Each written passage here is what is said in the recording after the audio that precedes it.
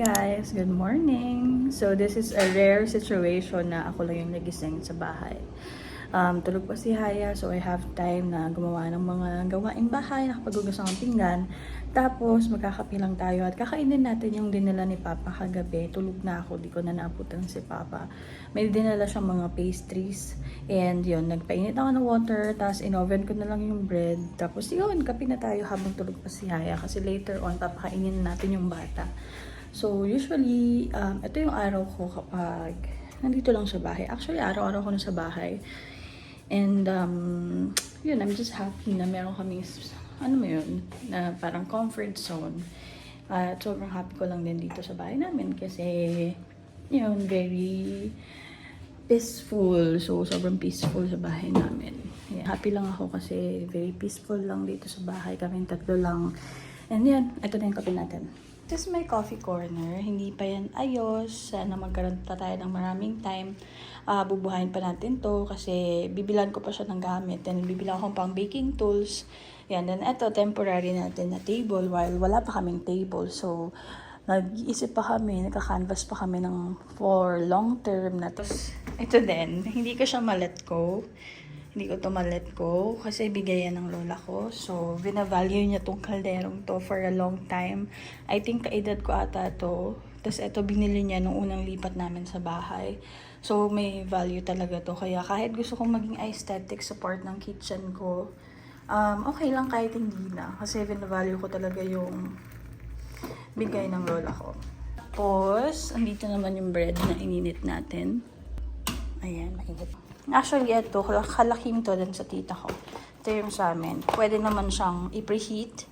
Yan, 2 to 3 minutes. Kainin natin to later. Tig-isa kasi kami ni Jaisal. Alam nyo guys, simula nang lumipat kami ng bahay, I can say, ito na yung pinaka-peaceful na part ng buhay ko. Itong paglipat namin dito, talagang, you know, it's very healthy. Walang stress and also walang... Basta sobrang healthy lang, walang mga toxic na people around us, walang mga negativity and all. Kami lang ni Jaisal lang negative sa is actually. Yun, di naman kami lagi nag-aaway ni Jaisal, so good thing din yun. And kain na tayo guys. Minsan lang natin, i-savor na natin ng moment na to na wala kang inaalagaan muna kasi natutulog pa si Haya. So, etong me time na to, sobrang very, binavalue ko to kasi minsan na lang to sa, once in a while na lang to. Pero kapag naman gusto ko mag-me time ng me time talaga, si Jaisal naman, inaalaw niya naman talaga ako. Very accommodating naman si Jaisal pagdating doon. Pero mostly and most of the time, I think, gusto ko silang kasama. Kaya kahit nagpapasalon, magpapalinis, yun, kasama ko sila. Wala naman akong problem doon. Try natin to guys.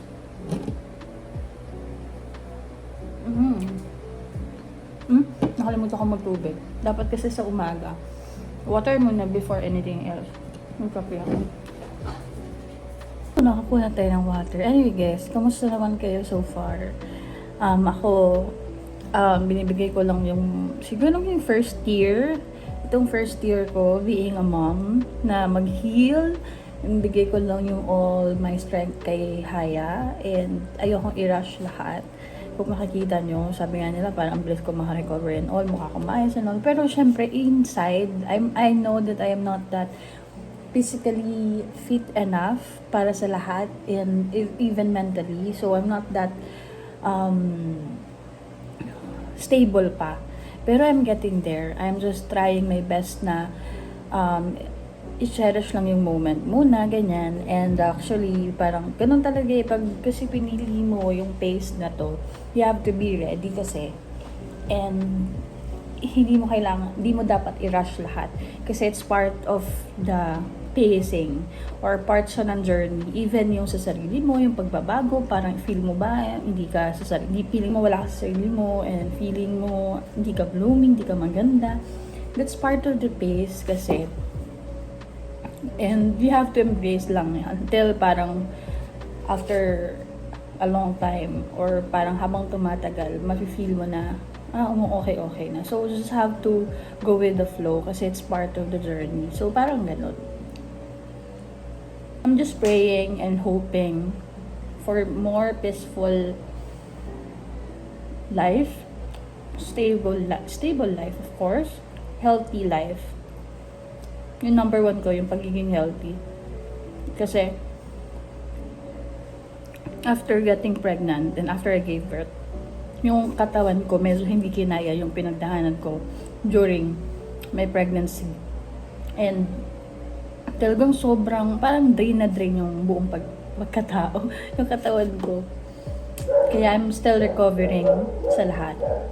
Hindi siya madali talaga para sa akin. Sa iba smooth naman sila eh. Depende, iba-iba naman ang pacing na mahirap.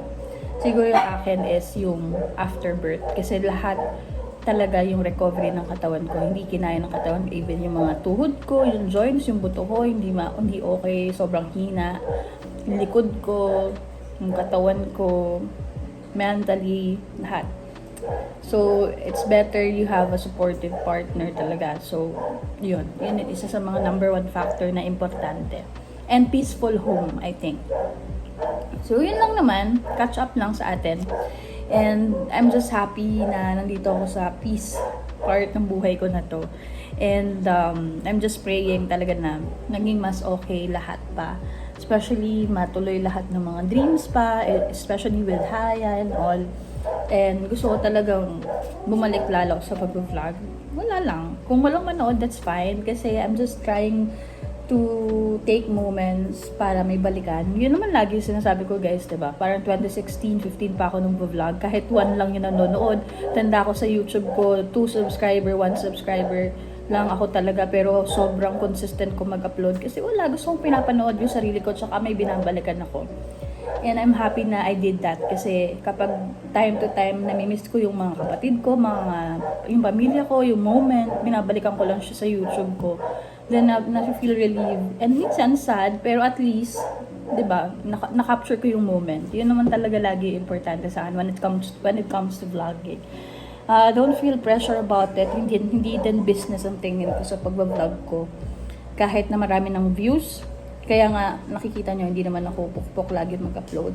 Gusto ko lang meron akong ma-inspire, meron makarelate sa akin, and ma-inspire ako about life and all. So, yun yung importante sa akin. I think everything follows kapag genuine naman yung pag-upload and yung gusto mong iparating sa tao, I think. Yan lang. Yun lang naman ang catch-up natin today. Kakain ako, guys. And if you have any questions, feel free to comment down below and heart this vlog. Lang. Binili sa akin ni Jason na TV. This is 55 inches na TV. Sakto lang para sa amin. Sobrang laki nito guys sa personal. Kasi we start from, I believe, 36 inches na TV. Si Jason din bumili nun. Ngayon, mas malaki yung pinapanooran ko. Ang sarap manood. Hey guys, that's it for this vlog. Sobrang ikli lang. Gusto ko lang mag-catch up sa inyo. And thank you sa lahat din talaga ng nandyan, yung mga friends ko sa Facebook na hindi ko naman nakikita in person pero supportive dito sa Facebook or sa YouTube or any platform ng social media. Thank you guys. Sobrang na-appreciate ko yung mga comments nyo, yung mga likes nyo. Lagi ko check talaga kasi yung mga nag-heart ng mga post ko. And bumabawi din ako in return. Love na hina-heart ko din yung mga post nila. And wala lang, I'm just happy lang talaga. So, yun, I'm praying for all of, I'm just praying sa ating peaceful life and stable life, healthy life. Yun lang for everyone. So, thank you guys for watching. Gising na po yung bata. 8 months na po yung bata. Good morning, everyone. Good morning, everyone. Babay na ikaw sa kanila. Ayan. Kiss na na. Kiss. Kiss. Kiss. Kiss ako. Bye, guys.